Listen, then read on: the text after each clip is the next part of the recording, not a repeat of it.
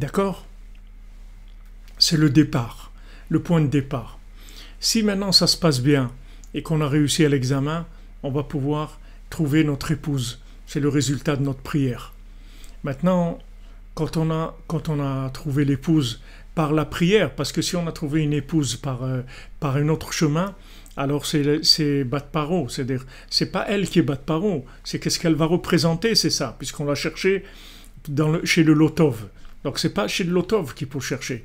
Donc c'est pour ça qu'elle lui dit bien, elle lui précise bien, mon ami, tu vas pas pouvoir me récupérer. Toi, tu crois que tu es venu me chercher comme ça et on s'en va et Mazal Tov et tout va bien? Pas du tout. Tu vas aller dans un endroit et tu vas te languir, Behemet. Tu vas vouloir vraiment me faire sortir. Qu'est-ce que tu cherches? Qu'est-ce que tu cherches dans ta vie? Qu'est-ce que tu cherches? Est-ce que tu cherches Hachem? Est-ce que tu cherches à faire une maison pour Hachem ou tu cherches à kiffer et à prendre du plaisir dans ton monde et à t'amuser avec le côté interactif de la matière? Qu'est-ce que tu cherches? Qu'est-ce que tu cherches? C'est ça qu'elle lui dit. Tu crois que parce que tu m'as vu là, tu vas me faire sortir? Pas du tout. Pour l'instant, tant que tu ne m'as pas cherché vraiment, je suis dans le Lotov. C'est-à-dire que l'apparence de moi-même, elle va être dans le Lotov. Tu ne vas pas me voir du tout en fait. Tu vas pas me voir du tout. Et ça sert à rien que je vienne avec toi. Il pouvait la prendre et partir. Il n'avait pas de problème. C'est pas qu'il y avait un empêchement. Il n'y avait aucun empêchement. Il pouvait la prendre et partir. Mais il lui a dit, je viendrai pas. Parce que là où tu m'as vu, comme tu me vois, c'est pas moi. Donc ça sert à rien. On va construire quoi? Rien du tout. Donc vas-y, va commencer par le commencement. Tu vas prier d'abord. Tu vas commencer à prier. Commence par prier. Commence par prier. Va dans un endroit pendant 1 an. On va voir si tu es capable, si tu veux vraiment me faire sortir. Donc pendant 1 an, il a prié, il a fait tout ce qu'il fallait et il était vraiment apte à la faire sortir. Après, il a eu l'épreuve de la nourriture, il a eu l'épreuve du vin et après, il s'est encore lancé.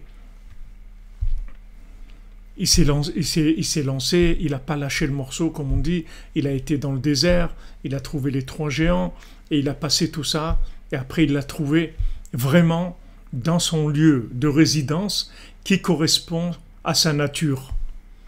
Le lieu de résidence qui correspond à la nature de la princesse. C'est quoi? C'est une montagne en or et un château en pierre précieuse. C'est-à-dire, dans ce château-là, il n'y a que le bien de chacun qui s'exprime. Il n'y a que le bien. Dans la yeshiva à 3 coins, il n'y a que le bien de chacun qui sort. Dans Chatzot, il n'y a que le bien de chacun. C'est toute la Nekuda Tova, tout le bien, le point positif de chacun. Toutes les merveilles qui sont enfouies dans chacun d'entre nous. Parce qu'on nous a couverts avec des poubelles, comme je vous dis, le kotel, le mur des lamentations, on appelle ça, mais le kotel à Maharavi. Avant, à l'époque, je ne sais pas des Turcs, je ne sais pas quelle époque, ils avaient comme habitude de jeter des poubelles sur le kotel. Et en fait, le kotel, il était entièrement couvert de poubelles. C'est après un roi turc qui l'a complètement fait débarrasser et faire découvrir ce mur. Mais ce mur que vous voyez, il ne se voyait pas, parce qu'il était couvert de poubelles. Tout était couvert par des poubelles. Nous, c'est la même chose. C'est-à-dire que le point du temple qu'il y a dans chacune d'entre nous, il a été couvert par les poubelles du monde. Donc c'est très, très difficile, parce que quand on s'est habitué à vivre avec le Lotov, c'est-à-dire on s'est habitué à vivre dans un faux palais, dans un palais de pas bien, alors on ne se rend même pas compte que ce qu'on cherche, c'est pas bien. On ne se rend même pas compte de ça.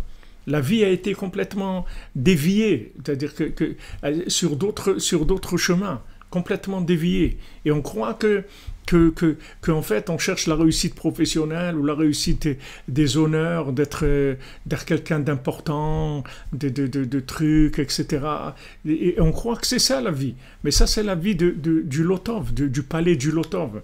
Donc une fois maintenant qu'il a passé l'épreuve de la prière, que pendant 1 an il s'est langui, il a dit je veux la faire sortir, Behemet, vraiment, je la cherche vraiment, pas dans le Lotov, je la cherche vraiment dans ce qu'elle a de plus précieux en elle. C'est ça que je cherche.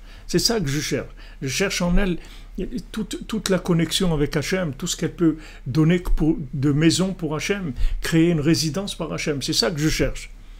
Alors au bout d'un an, il a passé l'examen de la prière, il a réussi. Maintenant, après, il a affronté les autres épreuves, et en fin de compte, il a réussi, il a fait sortir. Donc maintenant, elle, elle a confiance en lui, vous voyez, elle.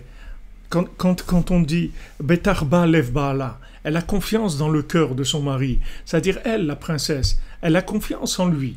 C'est pas qu'elle n'a pas confiance en lui, mais elle sait qu'il est faible, c'est-à-dire qu'il est vulnérable. C'est ça qui lui fait peur.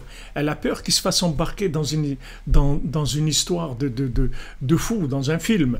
Elle a peur qu'il se fasse embarquer dans une aventure, que ce soit dans une aventure de Parnassa, dans des aventures de mauvaise fréquentation, de tout. Combien de couples ils se sont détruits, des familles, elles se sont détruites par des mauvaises fréquentations. Et combien la femme, elle a pleuré, elle a dit ne fréquente pas ces gens-là, ne va pas dans ces trucs-là, ne fais pas ces choses-là. Et le mari, il voulait rien coûter du tout parce qu'il est dans son construction de son palais en carton, dans son palais qui vaut rien du tout, dans son palais en paille. Il croit que c'est un palais, mais c'est de la paille, ça vaut rien du tout. Il est en train de construire dans le Lotov. Et combien d'épouses, elles ont supplié leur mari de pas faire ce travail ou de pas fréquenter ces gens-là, de pas faire. Et rien, il n'écoute pas. Mais elle continue. C'est-à-dire, vous voyez, lui, il l'a pas écouté. Elle lui a dit, voilà, tu vas faire ça. Ok, ce qu'il a écouté, c'est la prière. Bon, Hachem, il a commencé. Et le premier examen, il a réussi de façon extraordinaire. Après, quand elle lui a dit, voilà, tu vas pas manger, ça, il n'a pas pu.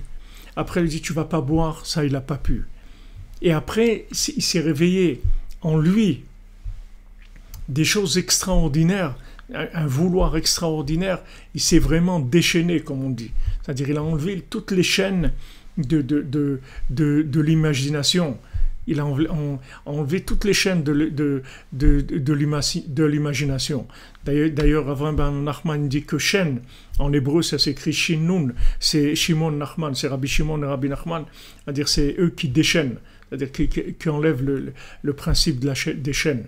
C'est-à-dire qu'il s'est déchaîné, c'est-à-dire il est sorti de sa petitesse, il est allé dans le désert, c'est-à-dire dans un endroit où il n'y a pas de confort du tout.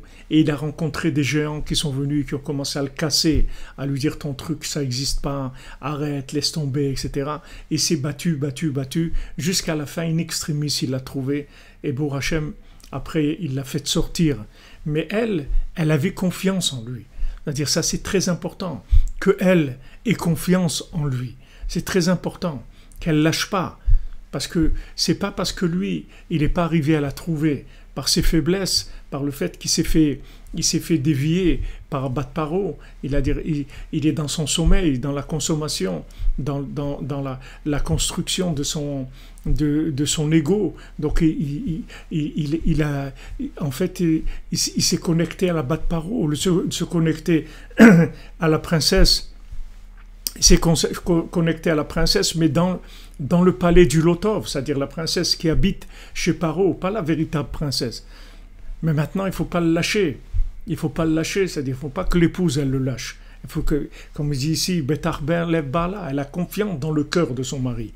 C'est-à-dire, puisque maintenant, le mari, il s'est langui, avec la prière, il a prié pour la faire sortir, il a prié pour la faire sortir. Alors à ce moment-là, elle sait qu'il veut vraiment. Maintenant, il a des faiblesses. Il s'est fait attraper une fois, deux fois. La nourriture, l'alcool, les trucs, les mauvaises fréquentations, les trucs, des embrouilles, des trucs dans lesquels il est tombé. Ok, mais elle a confiance en lui. Elle sait qu'elle va y arriver. Elle sait qu'elle va y arriver. Il n'y a pas de problème. Elle sait qu'ils vont se retrouver. C'est pas facile. Il va falloir passer des périodes désertiques parce que pendant tout ce temps-là où lui il est en train de la chercher, elle n'a pas de mari. Elle attend. Elle n'a pas de mari. Combien de femmes elles sont mariées, elles n'ont pas de mari.